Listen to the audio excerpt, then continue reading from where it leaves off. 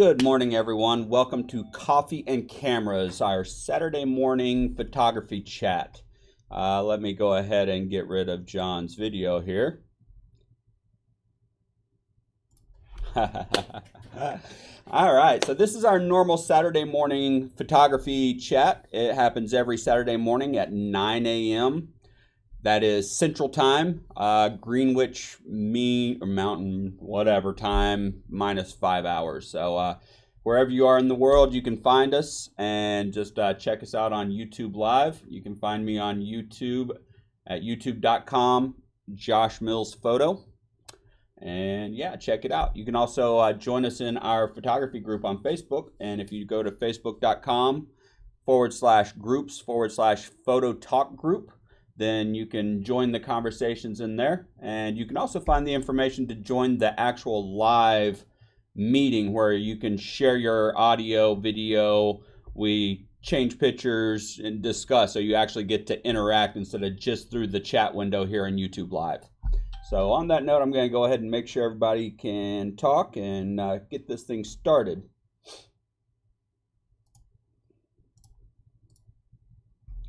All right, so good morning, John Silfies. Good morning, Desiree. How are y'all this morning? Good. Good. Morning, Desi. I'm doing good. Morning, Desi. Hey, John. How are you, darling? Good. How are you?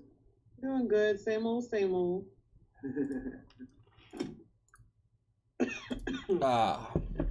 So what are y'all up to today? Trying not to die. Trying not to die. That's a good thing to do. I'm doing good. Just I was telling Josh, Dad, when are y'all change your name? Seriously, over here.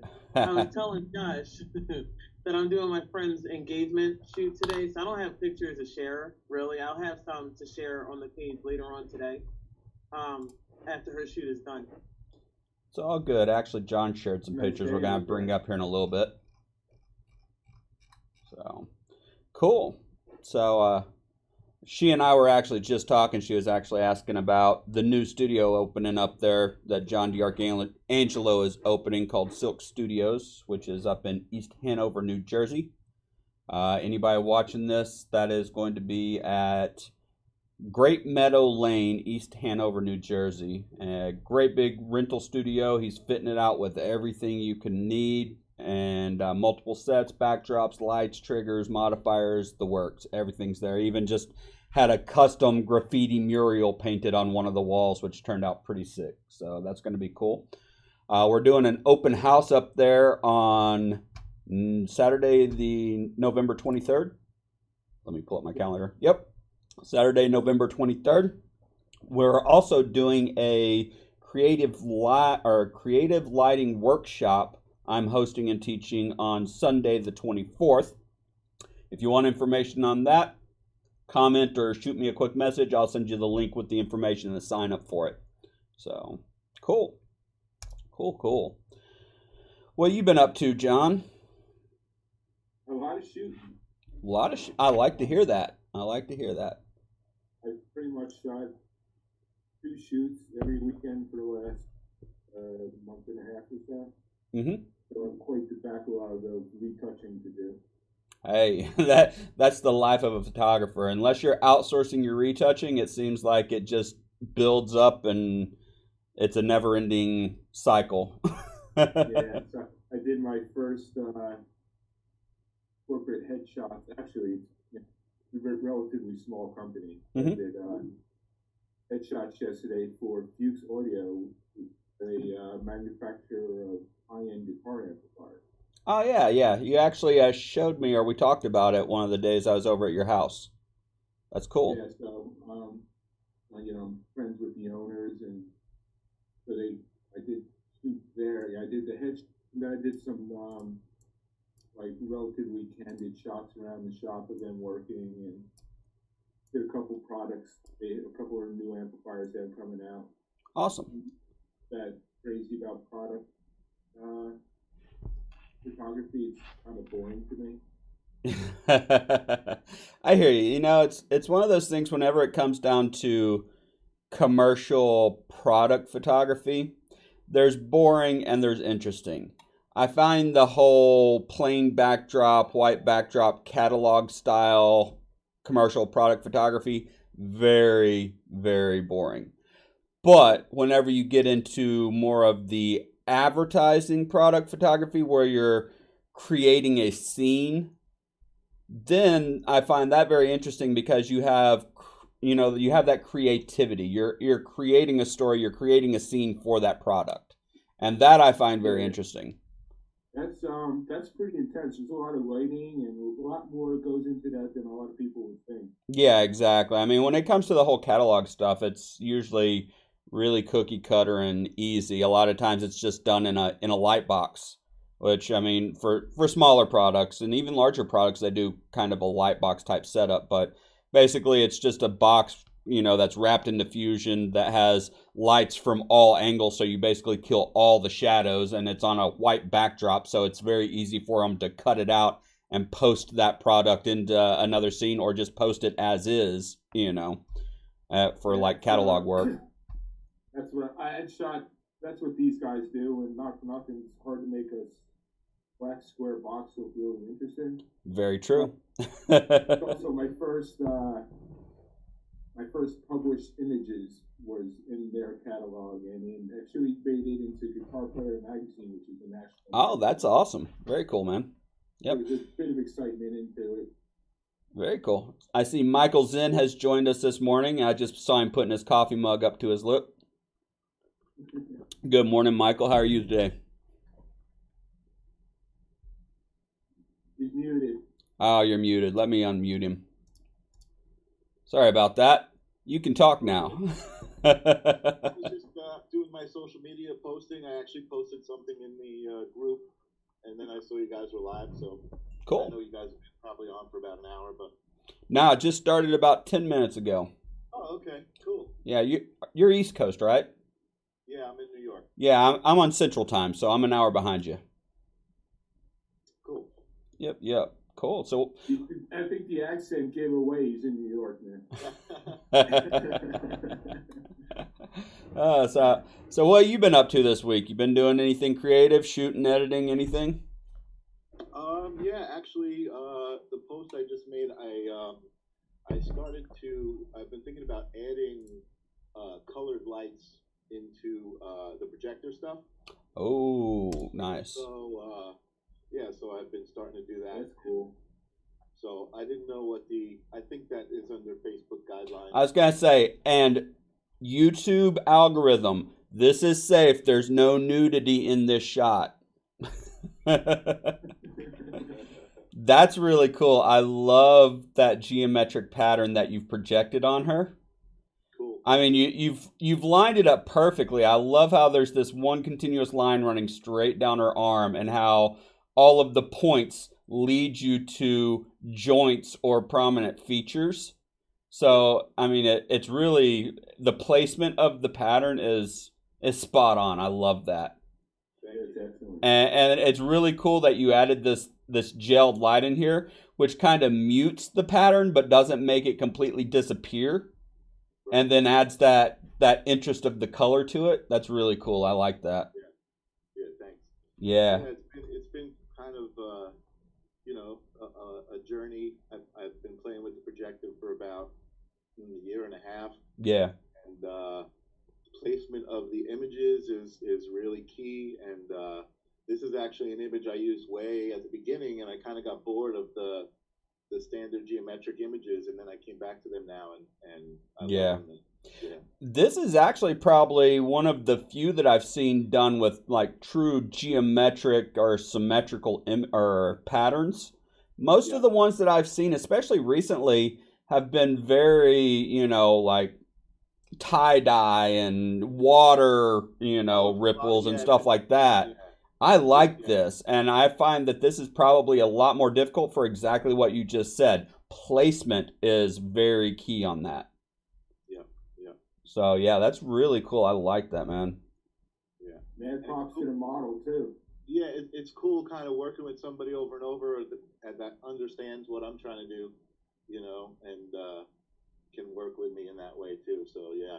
Yeah. I've been pretty fortunate. Very cool, man. Very The cool. lines on a curved body is really cool juxtaposition too. Very cool. Yeah. Cool. I didn't even think of that. That's true. Yeah.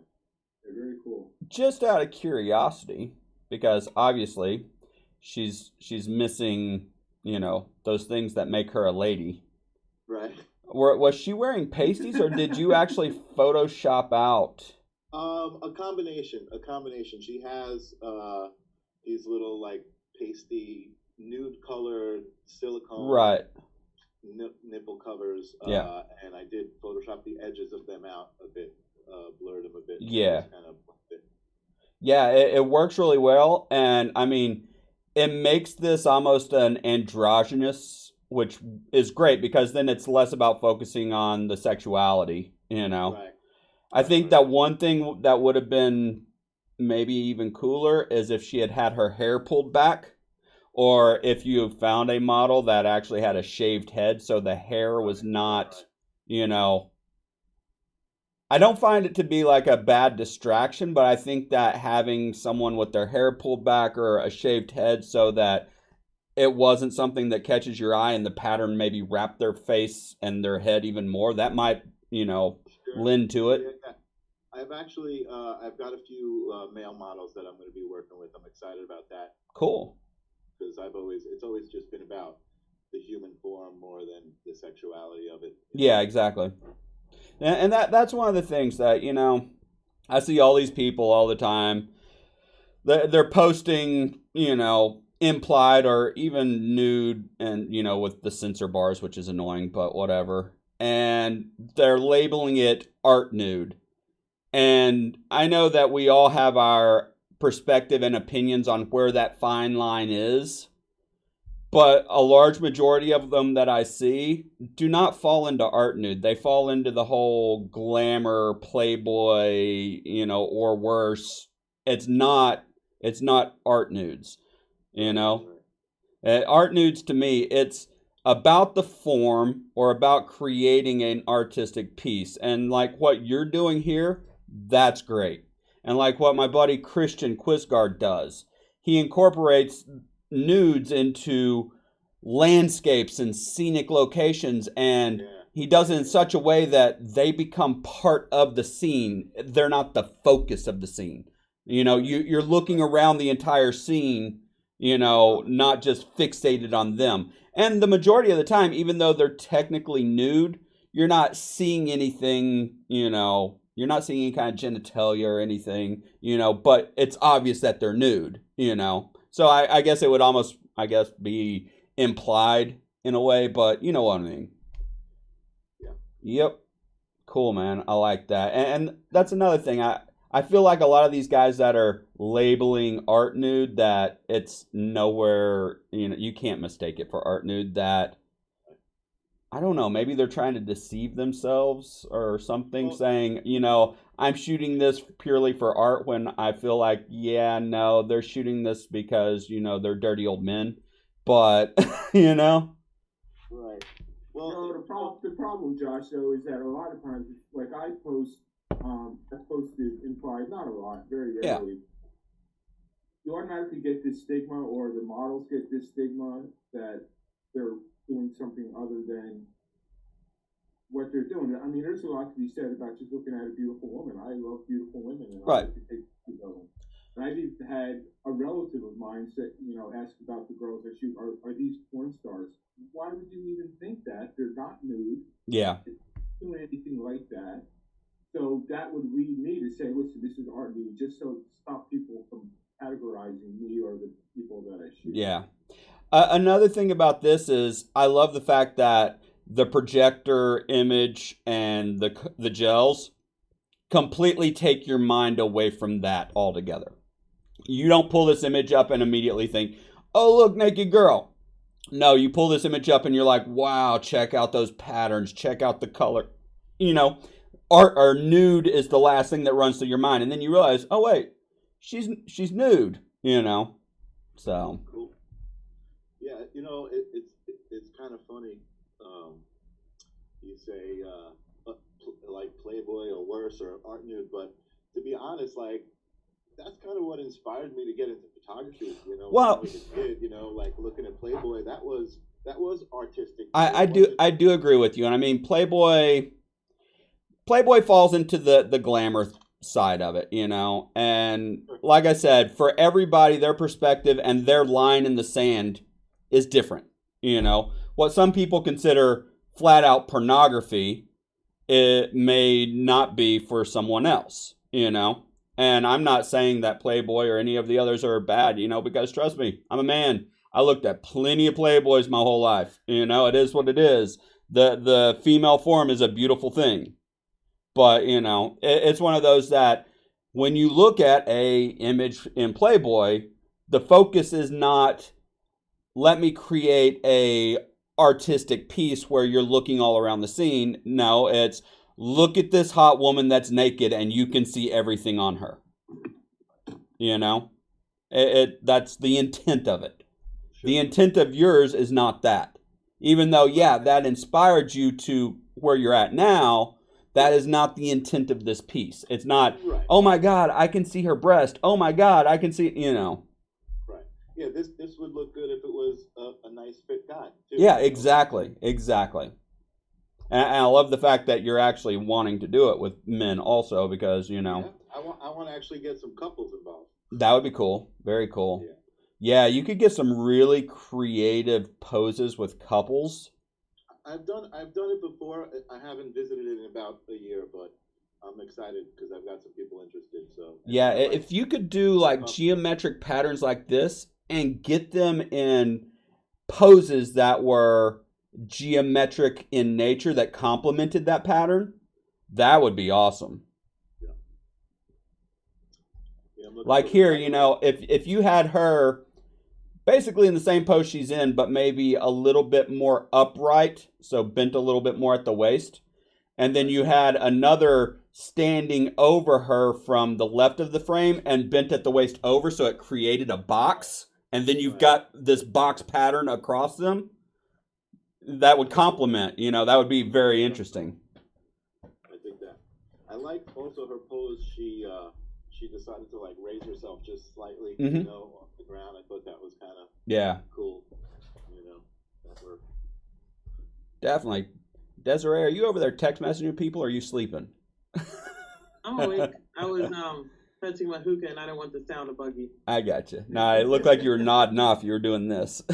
And also, by the way, Josh, that is the light below it is it's not a gel. I'm using these stage lights that I had. Oh, cool. So they're like LEDs. I can change the colors and you know kind of. It's not. I mean, I got to play with some modifiers and stuff. I feel like they're a little harsh, but Yeah. it was a good start. I got what I was looking for as far as like the hair light on her hair Hmm. and that highlight. That's what I was looking to add. You know. Yeah. I mean, honestly, modifying something like that, difficult. I mean, there's two things that immediately come to mind. One would be actually doing reflective light, so bouncing it off a larger surface.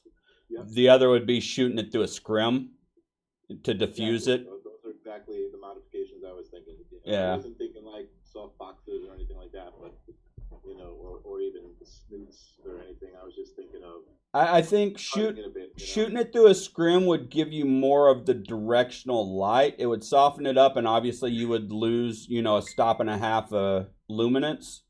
Uh-huh. Bouncing it off a large surface, it's going to bounce in all directions. So I think that it would be even softer. So you might lose some of that directional feel to it. So the shadows that give you the tones and cut out, you know, all of the shape, you might lose a little edge to that.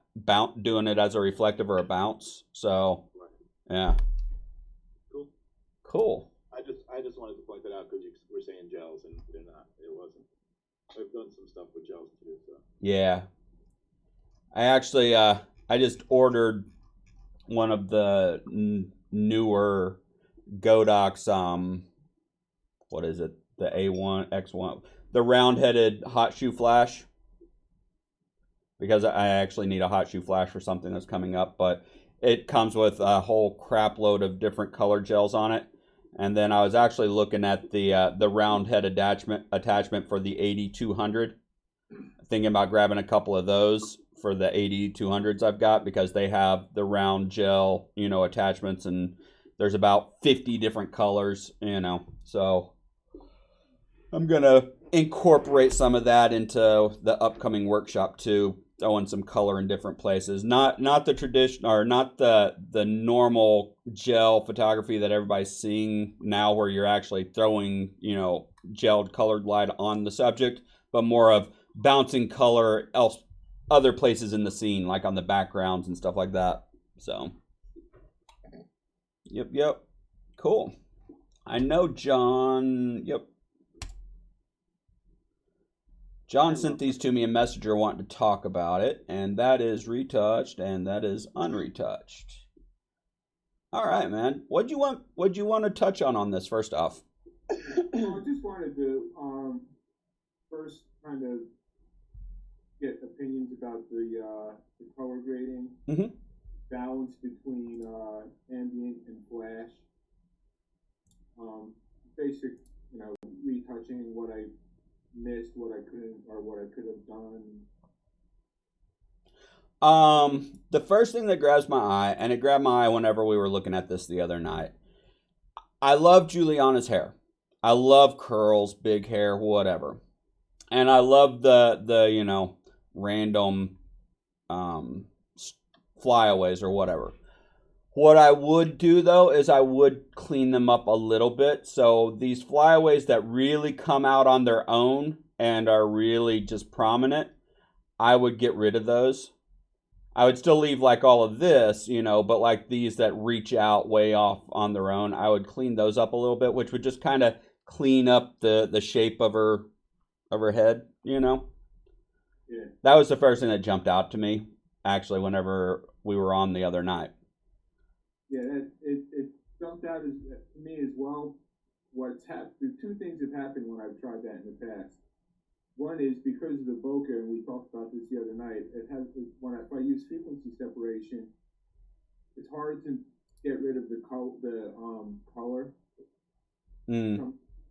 Well, this is one of those that, especially right here where the color changes a little bit more.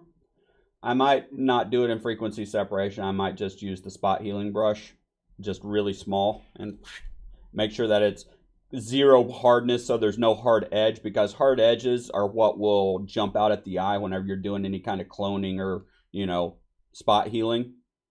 Yeah. But if you have that brush at zero hardness, it basically feathers into the surrounding, so it's not as obvious. But the other thing that ends up happening is that, oops, I end wrong way. getting too deep in there, and then color blending it in becomes a real pain in the ass. Yeah. Once deeper and closer to the head. And I know I don't need to do that. Just the farther ones on the outside is what I should do, but I get carried away. It's like when you first start doing frequency separation and all your models look like porcelain dolls. Yeah, exactly. So I just need to learn how to cut back on that a little bit. The balance, I thought the balance was pretty good. I just kind of, I didn't see any really hot spots. I saw there's a little bit of a drop in exposure to the backdrop. Yeah. Sorry, I'm actually pulling this up in in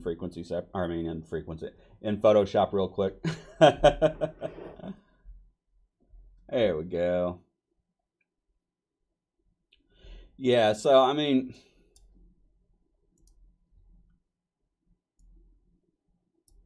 it's one of those that I would probably grab. Actually, I'd still do this one specifically in frequency separation, but just to go over the spot healing brush, I would literally just take it down, make sure that my hardness is at 0, and just run it out, And you can see that, when I'm zoomed in like this, and obviously this is low resolution, I just downloaded it from the Facebook Messenger. It blends in even zoomed in, but when I zoom out, you don't see that I just, spot healed that out. Yeah. And Photoshop has gotten amazing at how good it recognizes and content aware and everything, that, you know, it's amazing how far it's come. In frequency separation, actually, let's back that off.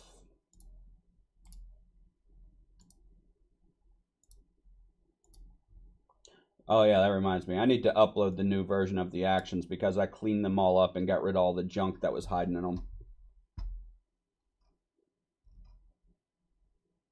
All right, so in frequency separation, depending on, you know, if it was a good frequency separation for the hair when I was doing the retouching, I may or may not come back and just run frequency separation again specifically just for this purpose. And you can see I'm watching for those hairs to disappear right here. Yeah. So now that I see that they're gone, which it looks like on this low resolution, I'm only at 8 pixels radius. Then I can just come in here with the clone stamp tool, make sure it's at 0 hardness, sample nearby, and done, you know. And see, I don't even have to do any color blending because I got it all on the high layer. It's not on the low layer at all. So you see that? And that's even more natural looking because there's no artifacts from the spot healing brush. So I mean, it's. So you're on a spot healing brush right now, Josh? No, I'm on the clone stamp tool right now.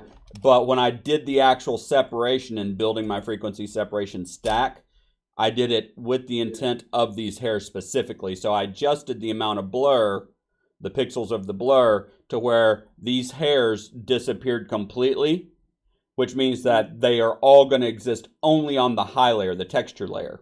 That way I can easily just grab my clone stamp tool and just hit them. You see that? Because basically whenever you're doing your blur, you'll notice it says pixels next to it. That's actually referring to the pixels in the frame. So whenever I zoom in here to where you can actually see the pixels, you can see that the width of that hair, let me bring my brush down smaller. The width of that hair is literally, if you see the dark edges on the outside of it, the light edges, before it transitions into the background, it's roughly about 6 pixels width. And you saw that my blur, it disappeared at about 6. I went on up to 8, I think is what I was at, just to make sure that some of the wider hairs also, I got all of them. And they got separated up to the texture of the high layer of the frequency separation stack. That way I can literally just grab my clone stamp tool, sample out here, and just get rid of them. So you see that it all disappears. All right, so I have a question for you then. If I, can I create 2 layers and have different pixel counts on each layer on that level? No, you do them separate of each other. Basically, if you're wanting to do it, I'd say 90+% of the time, I do the flyaway hair cleanup when I'm just doing the skin retouching because it's usually pretty, you know, pretty much there's enough blur there. If there happens to be not, or if you happen to notice it later on down the road and you're like, oh, let me go back and take care of those, then you just can run frequency separation again. But at that point, you've already flattened your stack. You've merged your group. So it's just a single layer anyways.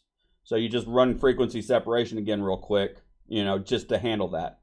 But as you can see, when I toggle this on and off, just getting rid of those couple of stray hairs out there really takes those eye catches away, so your eye's not drawn away from her face. You see that? Yeah. Yep. Yeah, like I said, I definitely saw those and shied away from them. I shouldn't have, but you know, I guess I didn't do the correct level of, you know, pixel level when I ran my frequency separation, and yeah, if you still had color left over underneath, you were running way too low on the actual separation. Okay. All right. For fine hairs like that. I mean, if you're talking like larger locks of hair, like, you know, this curl out here, if you were trying to frequency separation it out, no, you're not going to get enough blur. You know, I mean, you're talking probably 100 or more pixels wide. And at that point, you've completely blurred the entire scene, and it's going to look like crap anyways in your frequency separation. At that point, then we're talking a whole different, a whole different beast in editing. That would be more of, cloning in regions and then coming back and cleaning it up to blend it in nicely, But just for like flyaways and stuff, typically, I mean, hairs are so fine that whenever you get to the point where the pores and texture of the skin are at that blurred mark where you want to be at, you've got enough for the little fine flyaway hairs also. So, like I said, I mean, 95+% of the time, I just take care of them while I'm retouching the skin too, because it's already there. Honestly, the only other time that I run frequency separation separately, specifically just for cleaning up this, is whenever it's an afterthought and I've already, finalized and merged the group, and I was like, oh crap, I need to clean up those flyaway hairs real quick. And I'll run it again real quick instead of using the spot healing brush, because I don't like those little artifacts. Even though when you zoom out and you're viewing it at its native view, you don't notice those little artifacts, but I am a photographer, so I have a bad habit of pixel peeping, and it is what it is. So, yep. I see Chris has joined us. Chris Peden over, you're in Ohio, right? You're on mute. Let me unmute you. There you go. And he muted himself. Must be doing something we don't want to know about. No. I'm in Indiana, actually. Oh, all right. Cool, man. Yep. He's in the Midwest somewhere. There we go. What part of Indiana? I know you're up northern part of Indiana, right? I'm in South Bend, home of Notre Dame. There we go. Yeah. So, is the Fighting Irish your team? They are not. Oh. Roll Tide. Ah, there you go. Hey, I see Eddie has joined us over on YouTube live chat. Eddie, just so you know, there is a delay on that, so I'll be a little delayed responding to you over there. So yeah, I mean, so now that we hit on the flyaway hair part of it, let me jump back over to this. So that's the unretouched, and that's the retouched. And I like that you kept it very natural. I mean, the changes that I see are very subtle. You haven't, and we discussed this, you haven't accidentally or intentionally restructured her face by pushing shadows around on the low layer with the mixer brush or anything. She looks the way she looks even after you retouched. That's awesome. That should be the goal. Helps that you've got a great subject to start with. Oops, wrong way again. But yeah. Let me pull that back up and see if I can zoom in. When I first started editing in Photoshop, I was really heavy-handed, and I was, like we talked about, I was changing people and obviously, like I said, this is the low resolution that I just downloaded from your Facebook Messenger. So obviously, a lot of the texture and stuff that I would expect to see there is, degraded by the compression of Facebook and the size of the image that you uploaded. But it looks like, as I look through here around her face, you've kept all the texture really nice.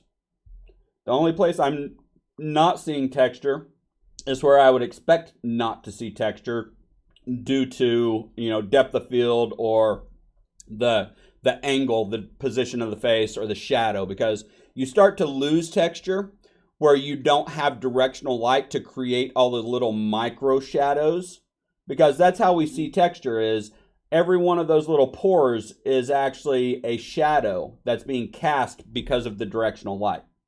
So whenever you start to get over into shadow areas, like over here on the side of her cheek, then you start to lose that texture because there's no directional light to cast those little micro shadows. So I don't expect to see texture over here. I do expect to see texture over here in the highlights, And you did a good job. There's no blown out highlights. So, you know, you didn't lose texture by the highlight being blown out. That's great. And like I said, I mean, this is a low resolution Facebook compressed download. So, I mean, I can't sit there and really nitpick anything on it because I already understand that. I like the little bit of boost you gave to her eyes. And I say that just because I know what her eyes look like in real life. And Yeah, she's got crazy eyes anyway. Yeah. Gorgeous.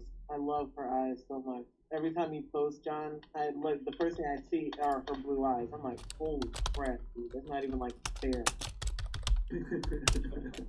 So, yeah.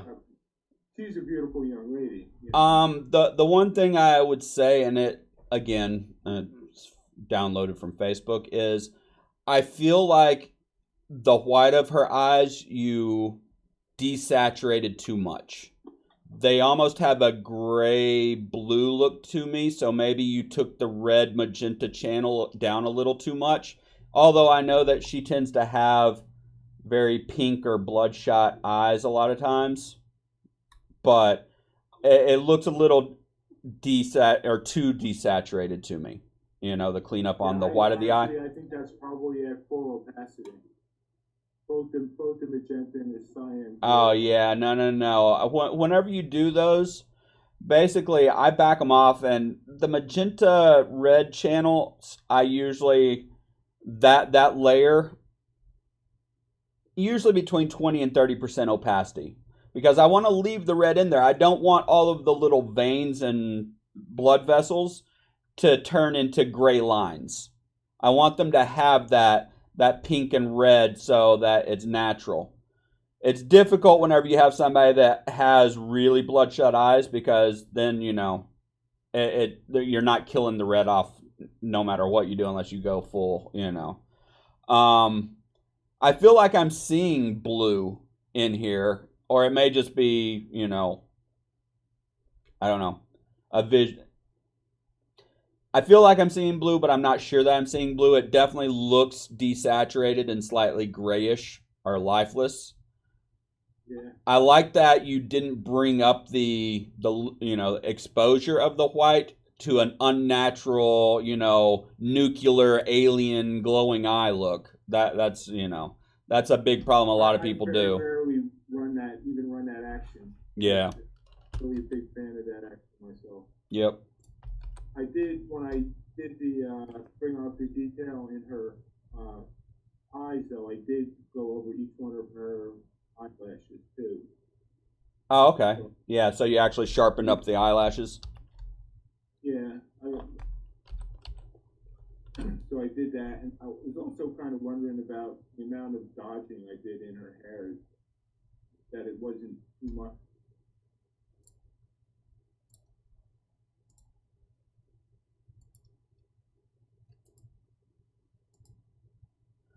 No, I mean, I see you definitely dodge and burn the hair. I feel like the burning is good because I see where you darken this when I flip back and forth between. Of course, that could just be, you know, a bump in contrast, just that change. But looking at her hair,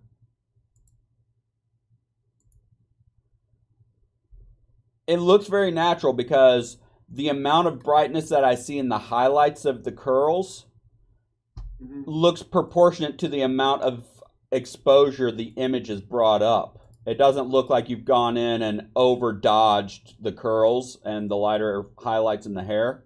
It doesn't look unnatural. It looks good. Right. And that's another one of those key things, is keeping it subtle enough that it's natural looking. I bumped up my flow. I was, you know, kept my flow at one for a long time, and it was taking forever, especially with doing it with hair like that. So I think I probably bumped it up to the flow to 4 or 5, and I didn't want to get too carried away. Yeah, when I'm doing, you know, when I'm doing the definitions like in the hair and dimension and clothing, I usually bump my my brush flow up to 3 or 4 so I can lay it down quicker, and, you know, brush at 0 hardness. And obviously our pen tablets are pressure sensitive also, so that helps us finesse and control it, you know. So Yeah, the only time that I really bump it down to a one or two flow is when I'm working on really small areas where it's going to be very obvious if I go too heavy too quick, because it creates almost a definitive line of, oh, why is there a weird light streak across here, you know? Yeah. But when working on larger features like the hair and clothing and stuff like that, yeah, I bump my flow up really quick and rely more on my finesse using my pen tablet than on the actual flow of the brush itself. Yeah, I'm trying to down the number it takes me to redo a picture. Yep. So that's why I originally went up. And I do the same thing with clothing and hair. I've kind of gone away from doing much dodging and burning on the skin, Mm-hmm. especially the face. Like I'll maybe dodge her above her eyelid, around her eyelid, Yeah. and her lips. Basically, is what I'll do. I don't want to.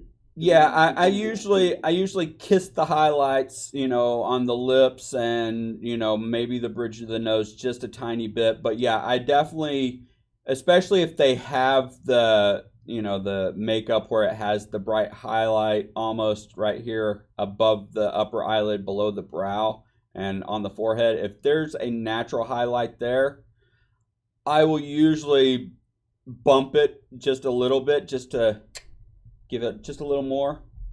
And, you know, top of the cheek sometimes, and, you know, the top of the chin. It all depends. I mean, and like I've said over and over and over again, basically it's to enhance what's already there, not to add or remove what isn't there, you know. So because when you start trying to add and remove things that aren't already there, then you're changing the light that you shot completely. You know, if you go over here and start throwing some dodge on this side of her face, you might as well have had a light on that side of her face when you shot. You know. Yeah. So things like this, a lot of times actually, I will enhance the overall exposure. Like I'll take and make a really large brush on 1%, and I'll take and make one or two quick, you know, strokes across the dark side of her face with the burn, and one or two quick strokes across the side of her, or the bright side of her face with the dodge, just to make that contrast just a little bit more, but not so much that it's unnatural and people actually notice that I did it. You know? I've done that as well. You showed me that, and I don't do it often, but I have done that. Yep. And I also won't dodge the nose because I had done a picture of Jenny and made her nose crooked, which is like the worst thing. Yes. You let me know real quick. Yeah, that's one of the things that a lot of people, especially when they're doing frequency separation and they're working on the low layer with the mixer brush in the beginning, they don't realize how much they're moving shadows and highlights around and how much they're completely restructuring somebody's face. And you'll usually notice it in the nose and in the cheeks, because they'll move the cheekbones and they'll widen or narrow or even make the nose crooked and not realize it, because they're moving those shadows and highlights on the low layer with the mixer brush. You know, so you have to be very self-conscious about it. And that's why I always tell people, when you're working in frequency separation, smoothing skin with the mixer brush, you're moving things around. So sit there and toggle the visibility of your frequency separation stack on and off as you make changes, so you notice whether or not you've just restructured their face. And if you have, you're not, 50 steps into it, where now you're going to have to back off all the work you just did. Regularly toggle the visibility on and off to see if you're changing things in a way that you shouldn't change them. So, Okay. Yep. Cool. As for the dodge and burn, the only other thing I would say, I might have actually, I don't know.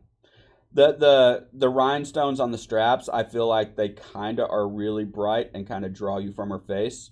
I also feel like her chest is just a touch brighter than her face. And I would probably... I did dodge her I dodged her collarbones and a little indentation. Yeah, no. I always do that because that just adds to the dimension. I'm talking overall, like the entire area of her chest seems to be Okay. just slightly brighter than her face. Overall. Okay. Not little areas, I mean just the entire, So if I took and If we raise my light up a little bit higher. well, yeah, but if you're working on the image and you realize that you already have that problem, then you Yeah. obviously you can fix it by you could burn it down or you could go so far as just to do a brightness and contrast or exposure or whatever and grab a gradient.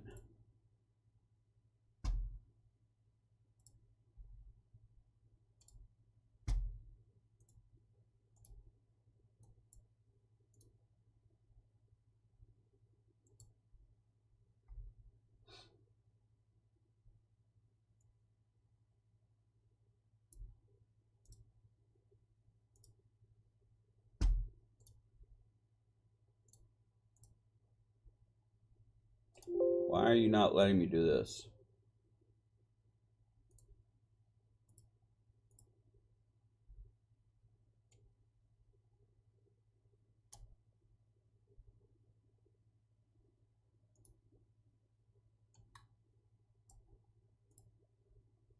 Oh, it helps if I've got it on the actual.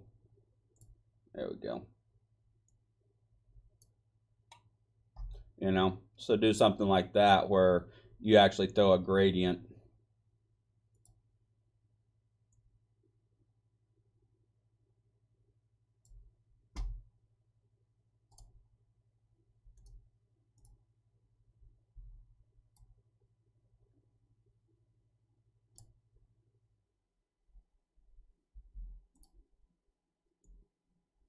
Just to balance it out. So you see how I just dropped the exposure of her chest, which makes her face more prominent in the shot?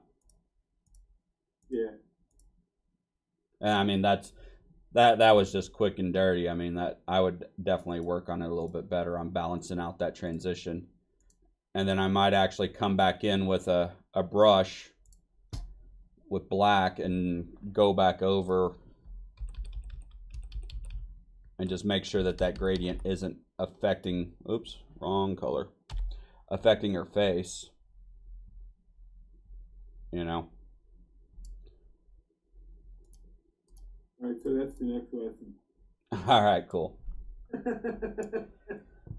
Yeah, I mean, it's one of those things that after you figure out like the heavy lifting of the retouching part, then it's starting to notice all the little subtle things that, because to me right now when I look at this, it almost looks like you've got a gradient of exposure coming from the top down because it feels like it's dark and then it's gradually getting lighter as you come down to her chest, which may be due to the light, even though I'm looking at the catch light in her eyes. I don't think that I don't know.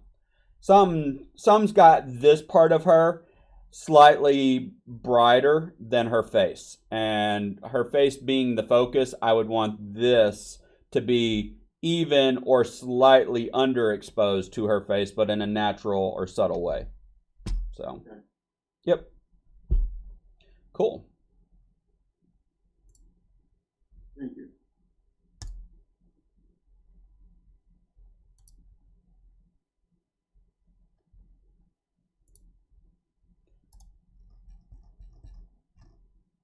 Scrolling down through here, see what we got going on. Actually, we talked about this Wednesday night with Stephen Bueller.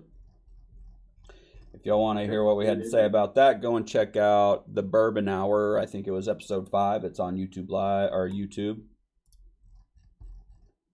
My buddy Carl. I'm not going to really do constructive criticism on this because, he's not in here and he hasn't said anything about it. I just asked him to share some of his work with the group. This is my buddy Carl Lee up in New Jersey. He is a fashion photographer. Has a studio over in Neptune or Asbury area.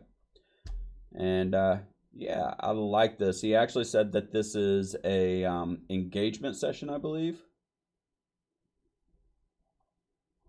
Engagement. Yep, there you go.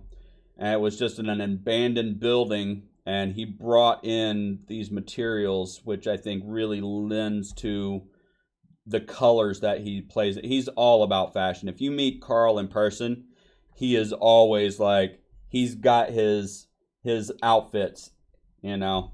He's always,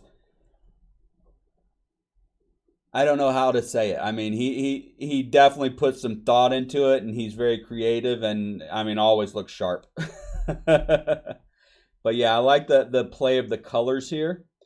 The one thing that I'm not a fan of, and I am going to give a little bit of constructive criticism, is if you look at their clothing, everything is nice and smooth and crisp, and and then you look at the fabrics that he's got, the drapes that he's brought in, and they're all wrinkled.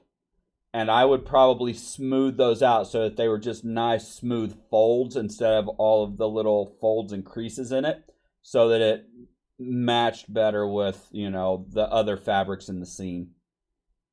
I like the fact that he... What's up? Can you do that in post Oh, absolutely. with dodge and burn? I mean, you could attempt it in dodge and burn if you have the next 20 hours to play with. But I mean, I would honestly just do it in frequency separation. You can get rid of all of the hard creases are going to be on your texture, but then all of the underlying shadows from those creases are going to be on the low or the color layer, and you just take the mixer brush and just blend them right out. So yeah, and that's really my only complaint. I might clone out or Photoshop out the really hard break or crease in the concrete, the masonry behind him, but yeah, don't know. Whatever. I think Carl, thanks for sharing that to the group, though. You do some awesome work. He posts more in the Duke changed the name of the group. What's the name of Duke's group now? Mastering Light, I think it is. I think that's it. Yeah. So I see him post a lot more over there.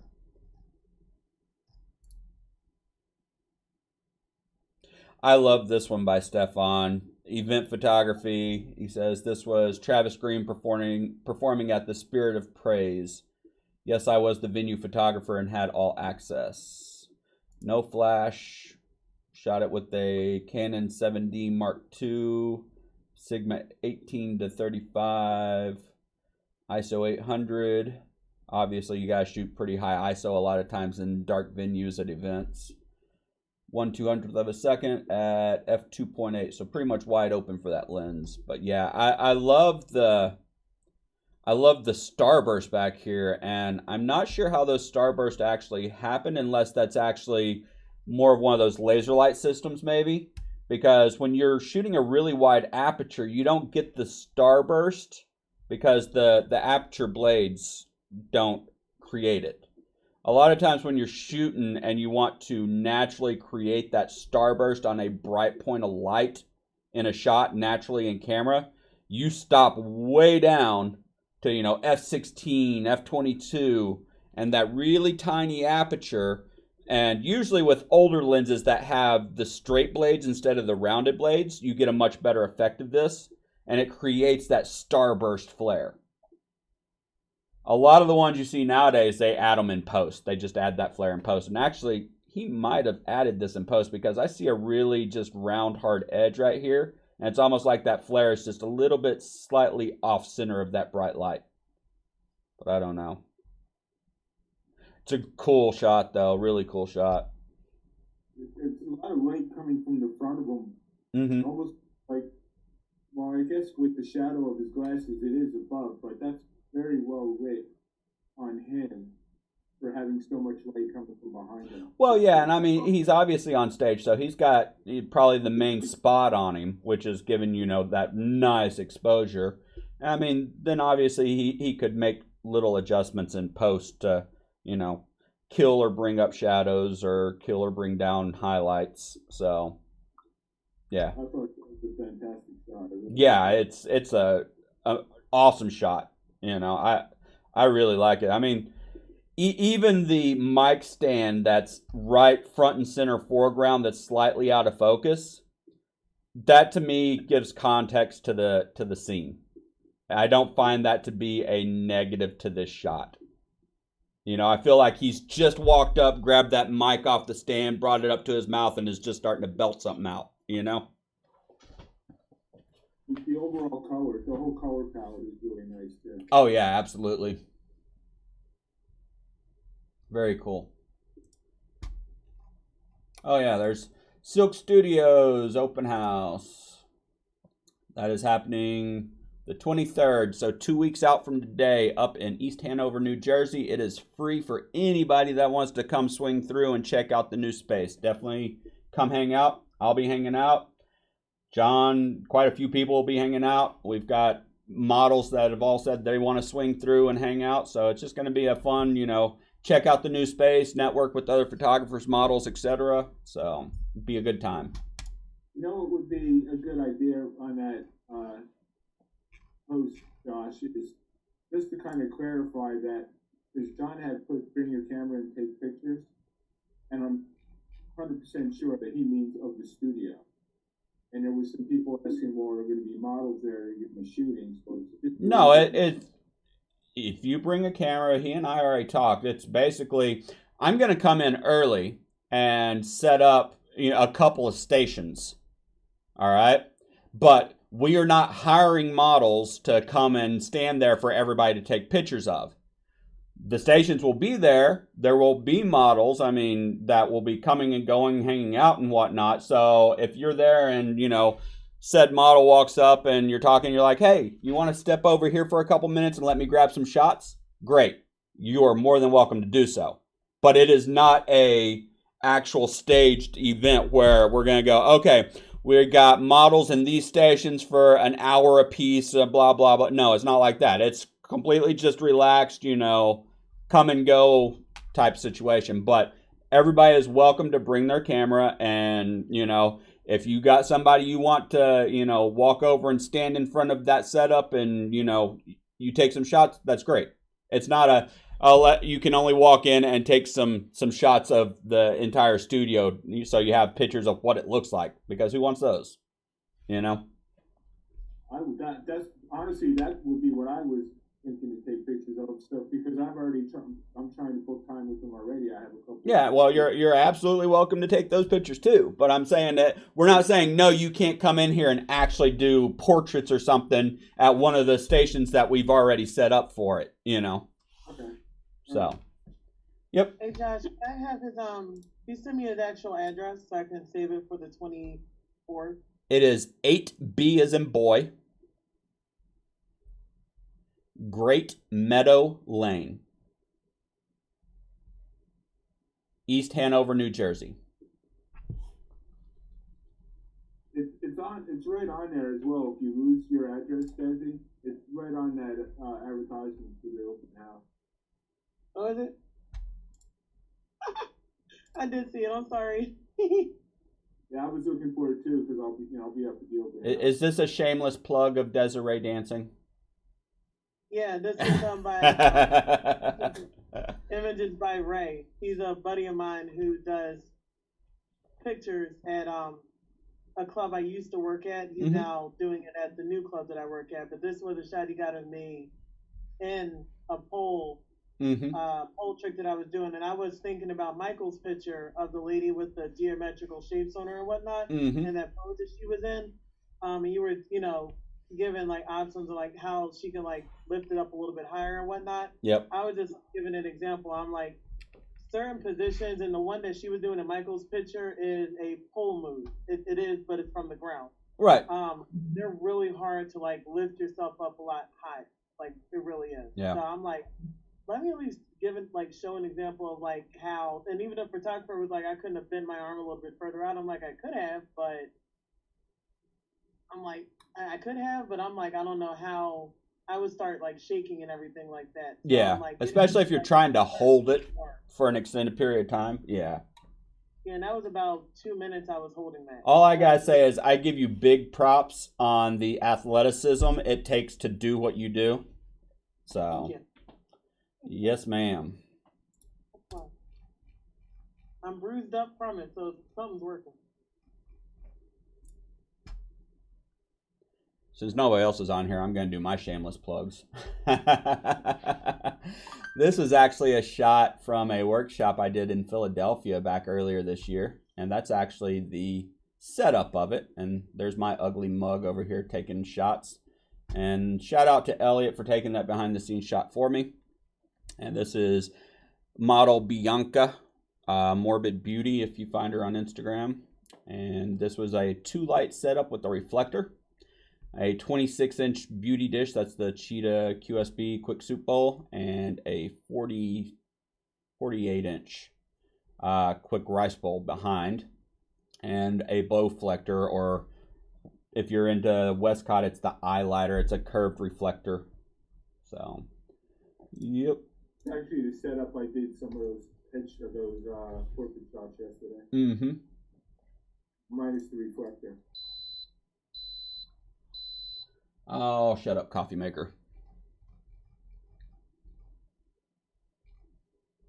Cool. I mean, it's a nice quiet morning. I guess a lot of people felt like sleeping in on a Saturday morning, or they're already up and started their day. So, who else wants to bring something up?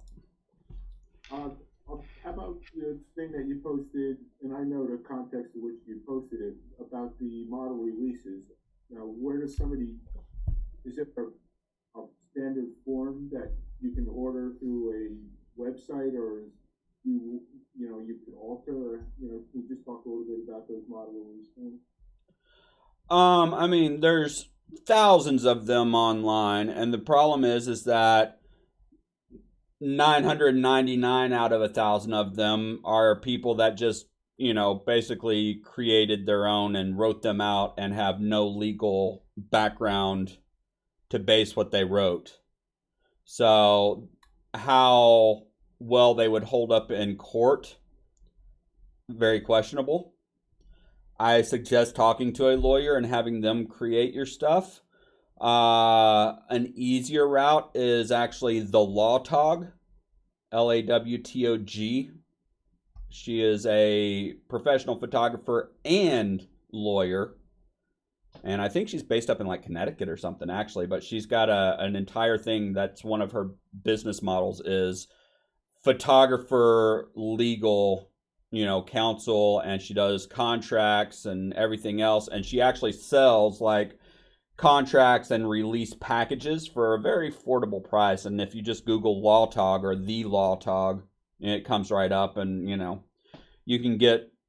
I think I paid like $100 whenever I got contracts from her, or one of her contract release packages years ago. But then I've gone through and had others that, whatever. But yeah, I mean, hers pretty much are, you know that one, they're being written by a actual lawyer that specializes in copyright and creative law, right?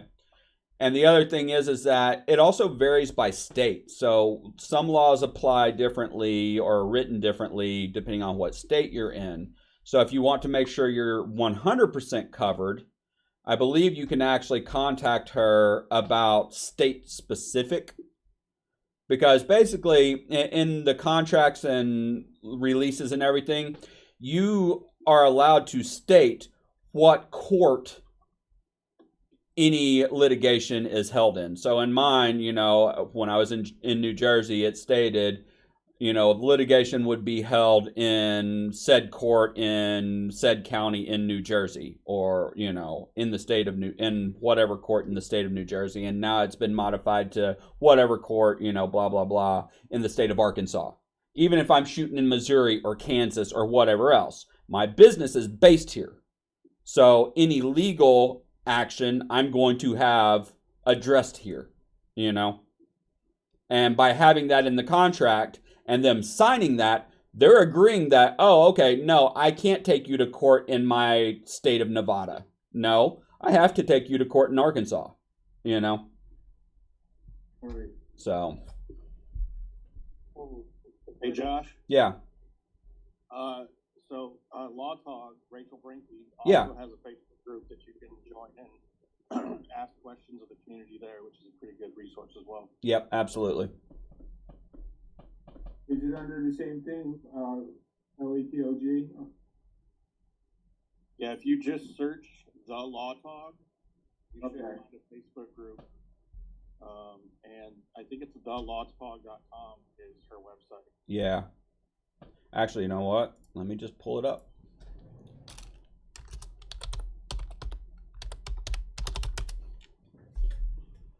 Ooh, I need that. Yep, there you go.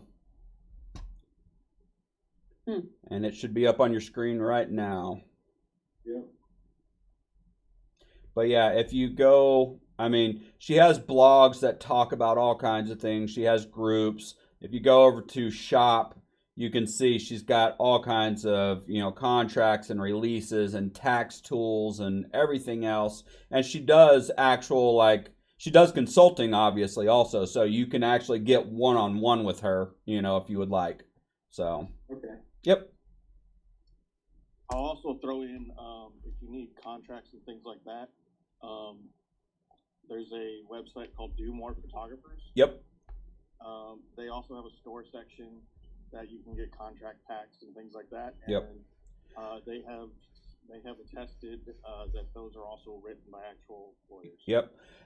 And or if you are on PPA or APA, one of the photography associations like that, they also have legal resources like that. I know PPA specifically has a whole slew of contracts and releases that you can download from them if you're a member of the PPA, and they were all drafted by legal teams. So, yep. Yeah, if you have absolutely nothing, you need just something. Just Google ASMP model release or something to that effect, and that's like the I think it's Association for Media Photographers. Yeah, I'm actually a member there, and I don't take advantage of the stuff I should. Yeah, I mean that's one that is sort of a standard one that is basically posted everywhere online. So if you have nothing, at least use that. Yep. Okay, thank you. Oh, looks like Lionel posted something new in the group this morning, just now actually. I wish he had added some details. Wink, wink. Not really a conversation starter, is he? No, it's all right. I'll comment on it here in a minute, but I really like this. I mean, it's obviously a city skyline across the river, probably New York or somewhere nearby. I'm not sure what bridge that is. That's what I was trying to figure out. Might be the GW. Yeah, I think it might be because that does look kind of like the northern end of the city, looking out over Delaware. Might even be Fort Lee shot from the New York side. Yeah. I love all the colors of the lights, and I love how they just string out across the reflections in the water like this. It really creates a lot of interest. And, I mean, it almost looks like this was a blue hour shot, seeing the sky up here, but I don't know for sure. Like I said, there's no details in the description here, Lionel. Very cool shot, though. I like it. Cool. So, Chris, I know you're hanging out on here, but what you been up to? What are you doing? I'm preparing for Black Friday. Trying to get some promotions and logistics figured out for that. Yeah. And I did have actually a question that I could propose to you if maybe you want to speak about something for a minute. Sure, go for it. Okay, so just a quick history. When I learned retouching, I learned, let's blur everything and all that sort of thing.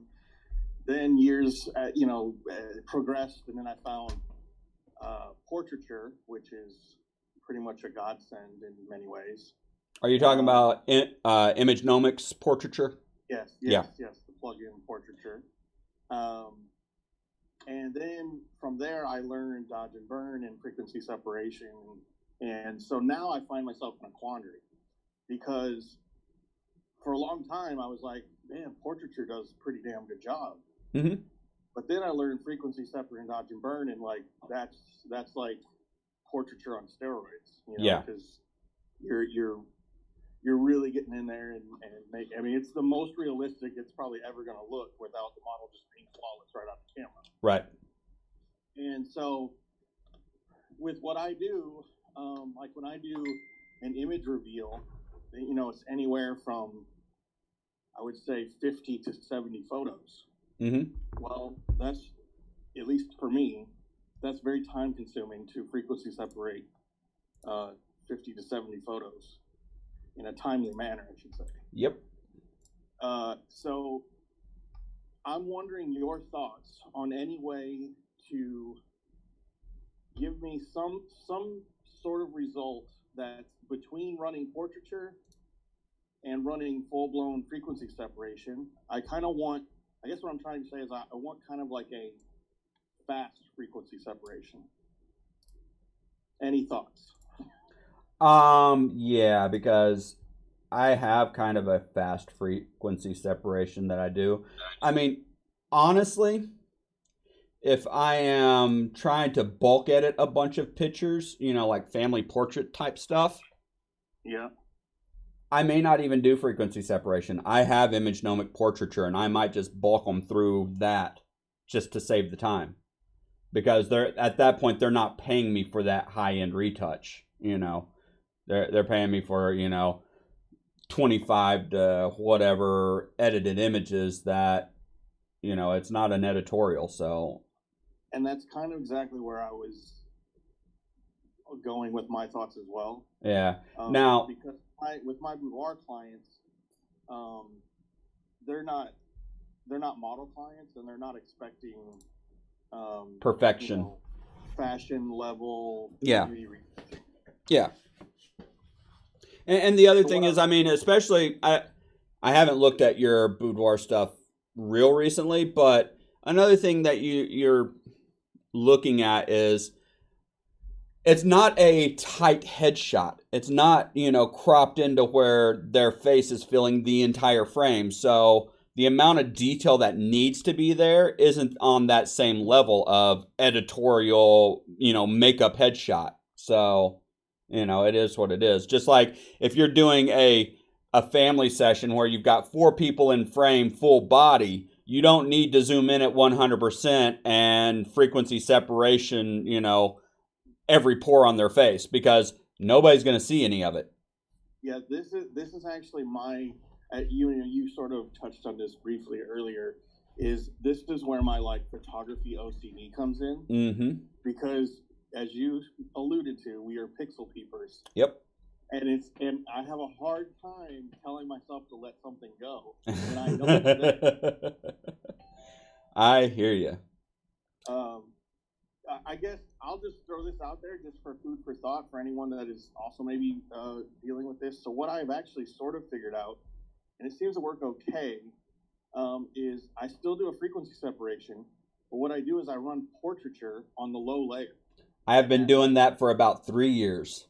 And I do it as that's why I still have portraiture. Yeah, I do it as a copy, and then I mask it, and Yep. then I just mask it in wherever I want it to even out the skin tone.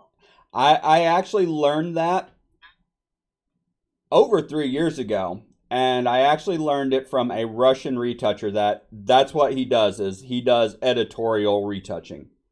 Yeah. And I paid him for lessons, and this was before frequency separation 2.0 with medium blur came out. So I was still back in the day of Gaussian blur. And the first thing he asked me is like, do you have image gnomic portraiture? And I actually did. And he's like, great. So he actually taught me to use portraiture on the low layer. And I still to this day do it, you know, especially if I'm like trying to speed up my workflow on that. So the thing is that I tell people, I was like, yeah, there are some things that are some tools that you can add into this, but you can get away with doing everything, you know, for free. You don't have to buy into those tools. They just speed it up and make it quicker. And portraiture portraiture for one of them is a $300 add-in. So, Sure. you know. I think the hardest thing about retouching for a lot of photographers or even new people getting into it is that when it comes to doing Photoshop, there's literally 10 different ways to do the exact same thing. Oh, exactly. And they all have very, very, very subtle little differences that pretty much nobody is going to be able to discern or pick out unless you tell them and point it out. I mean, if you just think about, like, you want to brighten something, literally, I can probably name you 10 different ways you can do that. Oh, absolutely. Absolutely. It's like, so it's like, it's that wrinkle, like, people, I think they get into this indecision mindset, and I'm guilty of that too. But that's what's so powerful about it, though. Yep.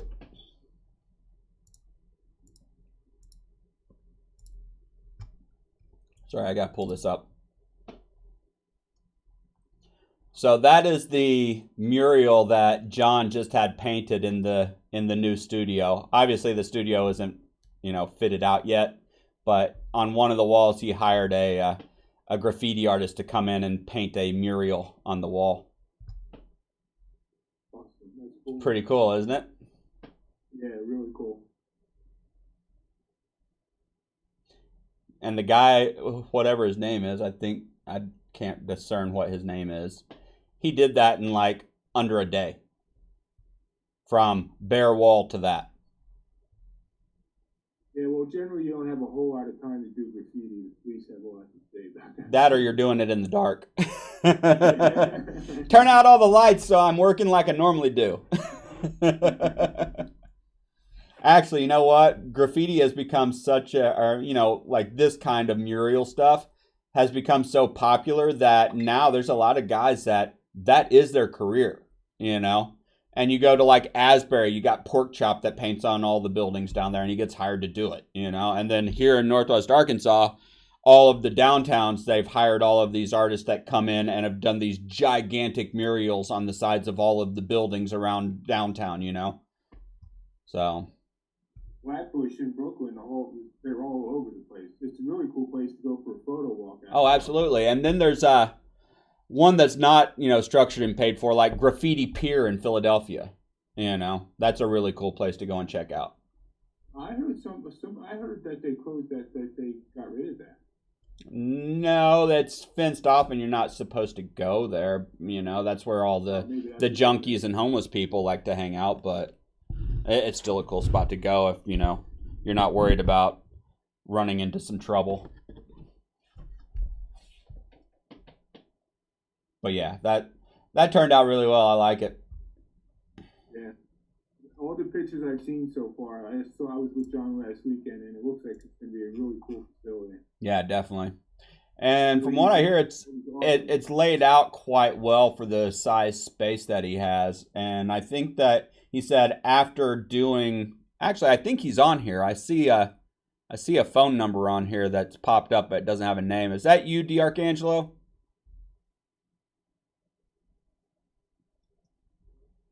Yeah, he's muted. I'm pretty sure that's him. But I think he was saying that his actual like shooting space after the build out, he's still got like 1,500 square feet or something like that. I could be wrong. Don't take my word for that. But it's not a tiny little cramped space. There's space for multiple sets at the same time. So that's awesome. Yep. Cool. So I know that you've been busy shooting clients, Chris. You done any personal projects lately I can bring up on here?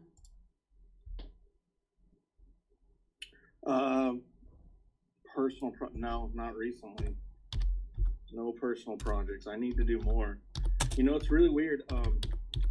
I'd be interested to hear your answer and everyone else's answer to this, but what, like, outside of what you normally shoot, what is something that you just have fun shooting? Like for me, I don't know what it is.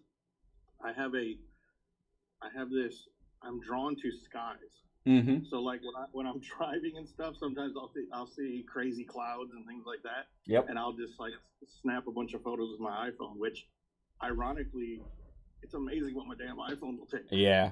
I do the same thing, specifically with skies and clouds. And I mean, it is a very rare occasion that I don't have a camera bag in my vehicle, but I do keep a little Canon N50 in my center console. So if I don't have a camera bag, I do still have that little 24 megapixel mirrorless, and I'll jump out and take pictures. Because I've been actually eyeing that as just kind of a have around camera. Dude, for under $500 with the kit lens, you can't beat it. It's a great little camera, and I'm a Nikon shooter, and Duke actually recommended it to me as a vlog camera. It's actually this one right here in my background.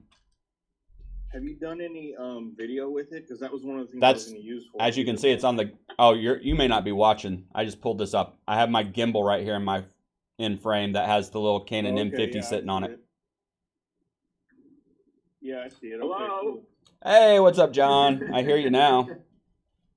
John Darkey's in the house. So yeah, I mean, but other than that, I find very weird random things to take pictures of, and I like to take pictures of texture. And when I'm out walking around, if I see like a really cool texture, like a wall where the paint is peeling, I'll take a picture of just, a section that's just filled with that texture. Or if I'm walking and, there's a slab of granite over there that has a cool vein in it, I'll take a picture of that. And like the other day, I was walking around out at Crystal Bridges here in Bentonville, and they actually have several like giant slabs that have been excavated that are completely encrusted in quartz crystals, because that's one of the things that's all over the place here in Arkansas is quartz. And it's just, 6, 8, 10-foot slabs of just, quartz crystal. And I sat there for 45 minutes taking pictures from different angles of just, crystal filling the entire frame, And I don't display them. I don't know. It interests me. It's something that it catches my eye, and I just like to look at it. Yeah, I'm like I said, I'm the same way about like skies and clouds, especially storm clouds. Yeah. Things like that. I don't know, just the colors that come through and the, crazy highlights and then crazy shadows. Yeah, it's just I don't know, something draws me to it. Hey, Josh, have you ever walked the path at Lambertville? There's a lot of really cool texture shots there. The old rusted trade trestle. There's an old car there. Yeah, another place is the Grounds for Sculpture outside of Trenton. They have a whole like rock garden that's just giant columns of different kinds of stone, like granite and marble and all kinds of stuff. That one's a really cool spot too. That whole place is cool. Yeah. I live 5 minutes from there, so I get bored, I go there. Yep, I hear you.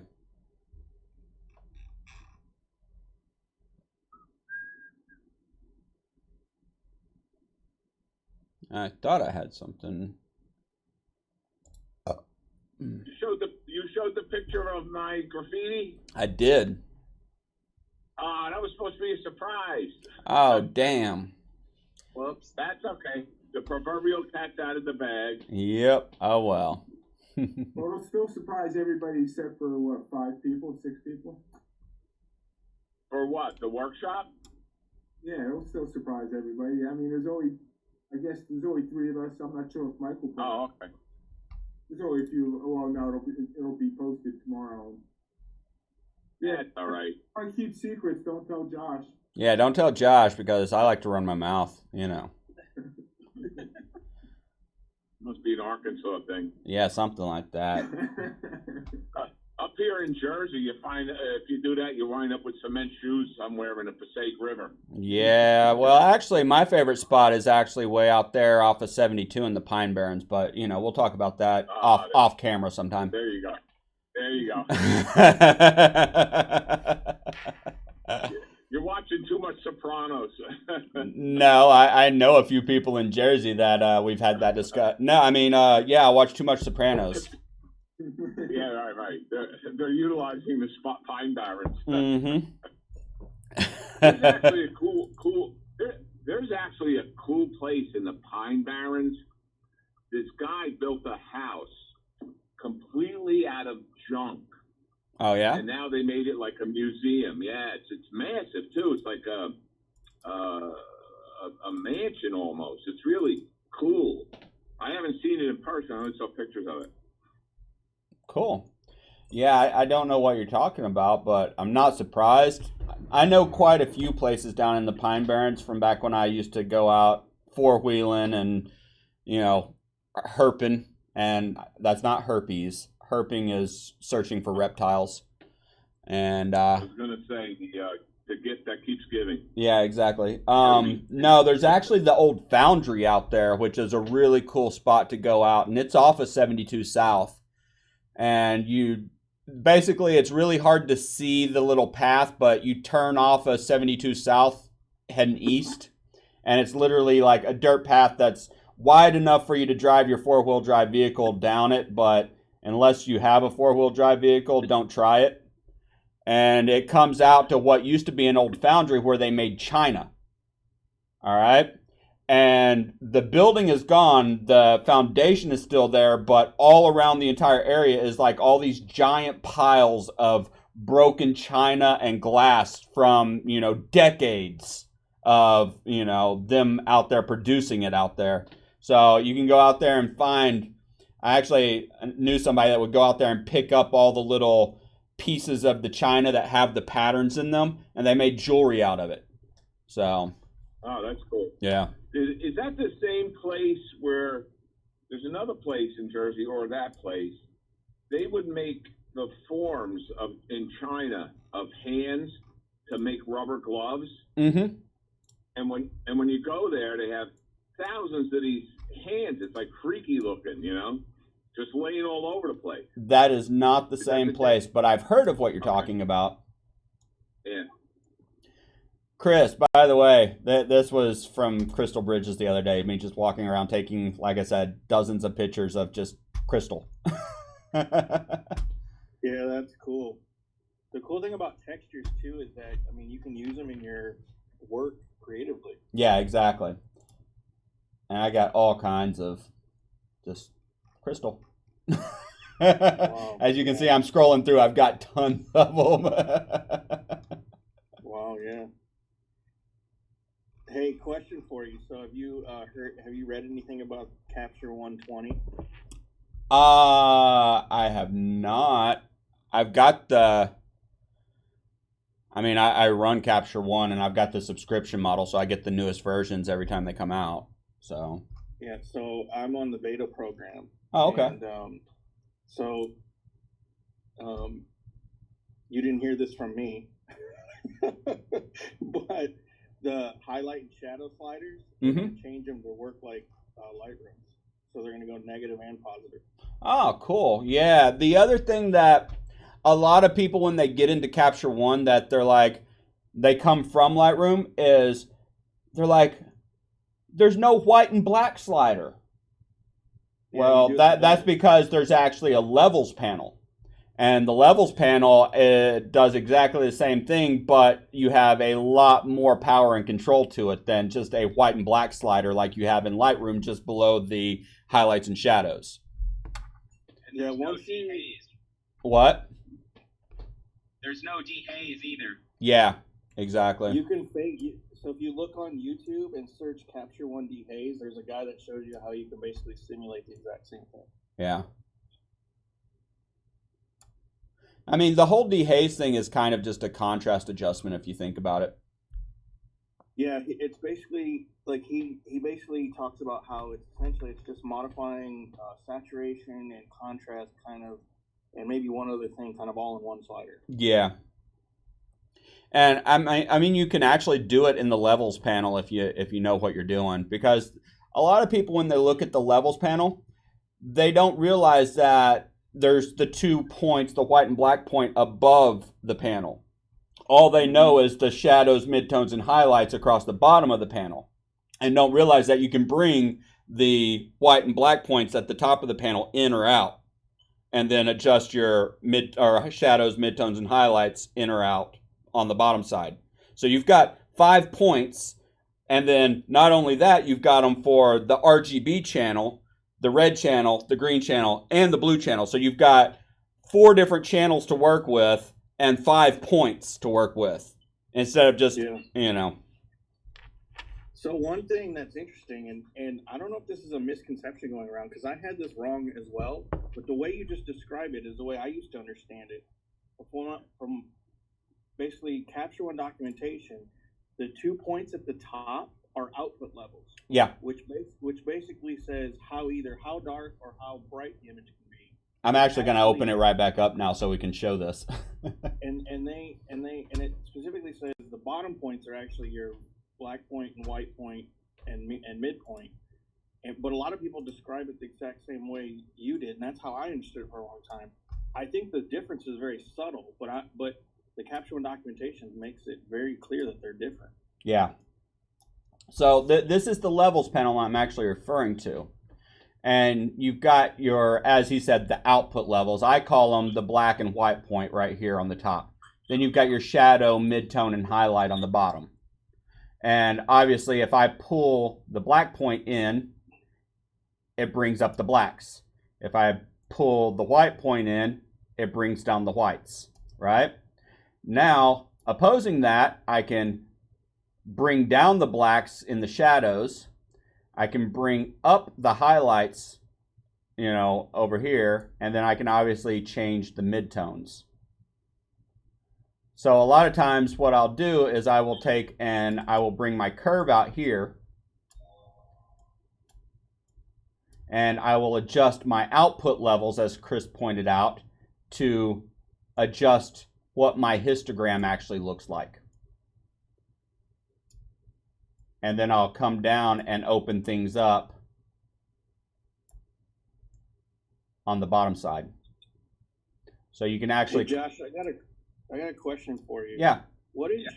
So I've tried to get like a substantial answer on this, and I even posted in Capture One groups on Facebook, and no one really had I guess a sufficient answer for me.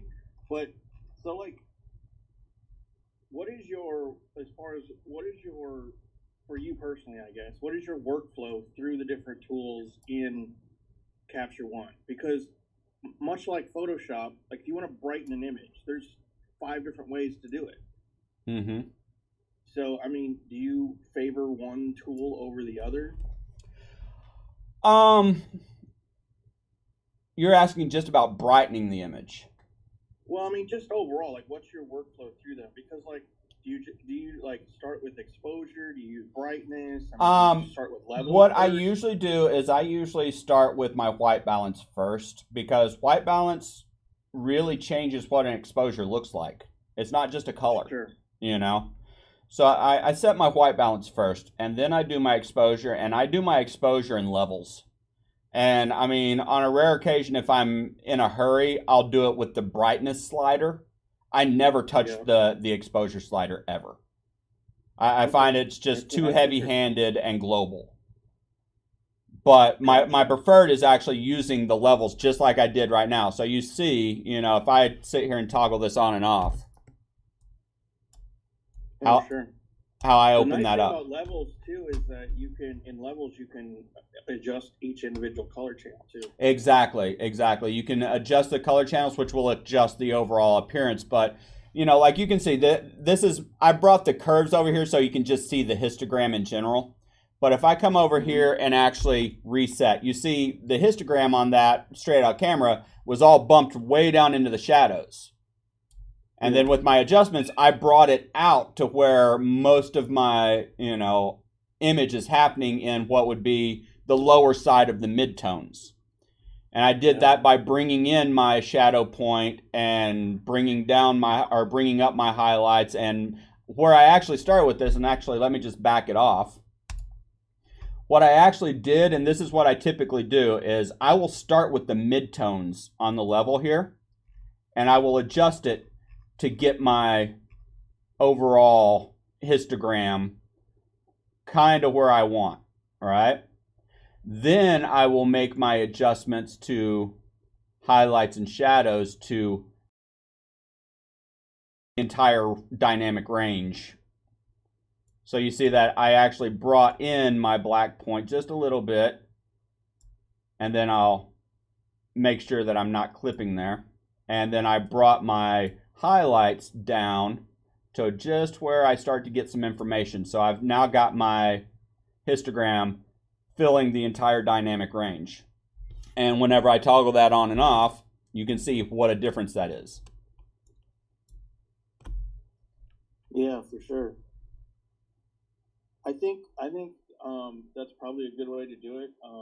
I think the like exposure, brightness, etc. slider. I think those are more basic sliders. Oh, absolutely. Yeah. You're doing it more the power user way. Yep. Is fine, obviously.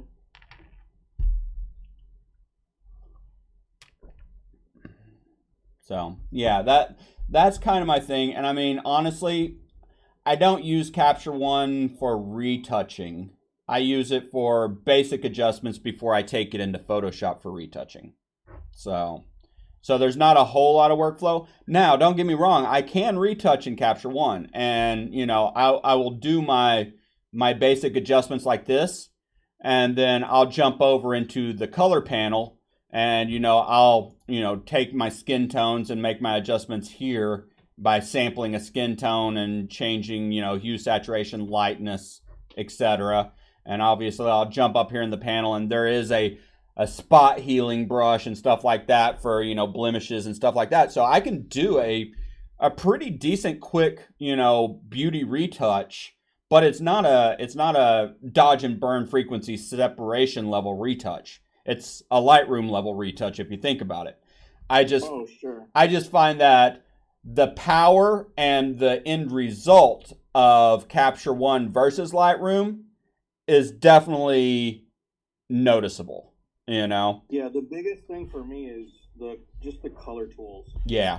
The yeah. tools are just so superior in color in Capture One. Oh, exactly. Especially this guy right here. The color balance tool. Yeah, absolutely. I love this thing. Well, and even the color editor, I mean, that's probably second because you can single out a specific exactly color. Color editor, especially when you click on the advanced and you just take and sample a specific color like that, and then you can sit there and adjust just that color range, and then you can sit here and adjust how much it bleeds out into other channels around it and how much it feathers out into those. Yeah, it's amazing. I think also Capture One, from my point of view, you know how it has you can set your camera profile, like the base characteristics. Yep. Like just the curves that it starts you off at, I feel like are way better than Lightroom as well. Oh, absolutely. And you can create all your own custom profiles just like you can in Lightroom. I mean, actually, you can do it easier than you can in Lightroom. Lightroom, you kind of have to create and then import. But well, yeah, I mean, if you just go to that panel, you could just select like a phase 1 camera. Yep. And have that film curve if you wanted to. Yep.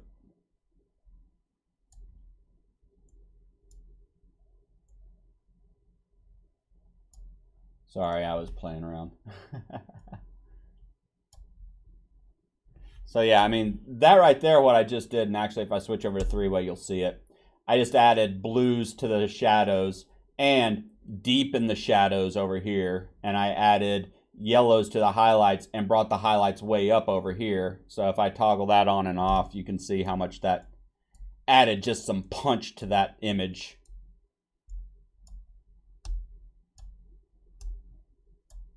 So yeah, I mean, the tools and the power of Capture One is what really sold me on it. But what really drew me to it to begin with was just the raw processing in general. I just felt like it translated the raw data from my raw files better than Lightroom did.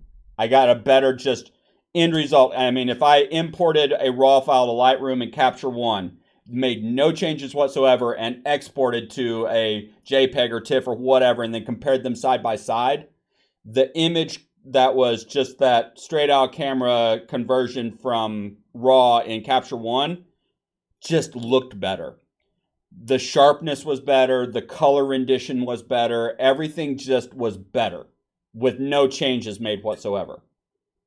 Yeah, And that's what brought me to Capture One. And then after I got into Capture One and I saw all of the tools, I was just like, wow, this thing's awesome. So I find with with its power, and especially the layers, and then all the mask, you can do Luma masking now and everything. Like, yep. It actually saves me from going to Photoshop a lot. Yep.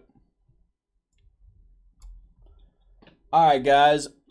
I think I'm going to wrap this up. It's kind of quietening down, and we're already at an hour and 45 minutes anyways, and my entire pot of coffee is starting to talk to me down below. So That was great information. You're welcome. I'm sure that y'all all appreciate me sharing like that. So it is what it is. Just a little too much information. All right. For any of y'all that are checking this out after the fact on YouTube Live or wherever, make sure and find us on Facebook, Photo Talk Discussion and Education. The actual URL for that is facebook.com/groups/photo talk group. So check it out there. Make sure if you like to just hang out and watch and talk, you can always subscribe and follow on YouTube also. And thanks again, guys, for everybody that's on here. Looks like I still got Chris, John Silfies, Michael Zinn, and D. Arcangelo. So you guys enjoy the rest of your Saturday. And I'll either see y'all Wednesday or next Saturday, all right? All right, Did you get, Josh, did you give me a shameless plug? I did a couple times, actually. Okay. One more time, check out Silk Studios, 8B, Great Meadow Lane, East Hanover, New Jersey. Free open house November the 23rd. That's a Saturday. There's a premium creative lighting workshop happening the following day, Sunday the 24th. I will have Jenny B and Ethan Henry, who is a professional male fashion model, as our subject. So definitely hit me up if you want to attend that. So, all right, guys, I'm signing off. Go ahead. All right. No, what's up? I was going to say the Instagram. Oh, yeah. Silk Studios has an Instagram at The Silk Studios. Check it out. Cool. Bye. Later.